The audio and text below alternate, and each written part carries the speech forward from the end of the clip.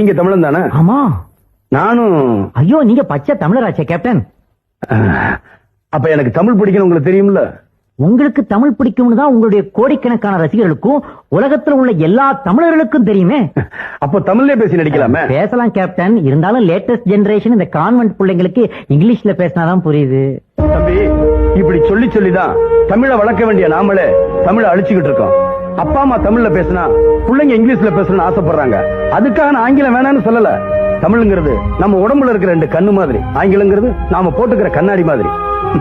நாம எப்பவுமே கண்ணாலதான் பார்க்கணும், தேவைப்பட்டாதான் கண்ணாடி போட்டுக்கணும். ஆஹா, சூப்பர் டயலாக் கேப்டன், நோட் பண்ணிக்கிறேன். தமிழன் என்று சொல்லடா, தலை நிமிர்ந்து நில்லடாங்கிற மாதிரி தாய்மொழிக்கும் தாய் நாட்டுக்கும் பெருமை சேர்க்கிற மாதிரி நல்ல கதை கொண்டாங்க. நான் நிச்சயமா நடிச்சுட்டேன். சரி கேப்டன். ஊருக்கு போக பணம் இருக்கா? அனுப்புறதாவே முடிவு பண்ணிட்டீங்களா? கேப்டன், உங்க மனசுக்கு பிடிச்ச ஒரு நல்ல கதையோட சீக்கிரமா வந்து உங்களை சந்திக்கிறேன். இப்ப என்ன ஆசீர்வாதம் பண்ணி அனுப்புங்க. நல்லா வருவீங்க. ஆஹா, கேப்டன் கையே என்ன தட்டி கொடுத்துருச்சு. இது போதும் கேப்டன்.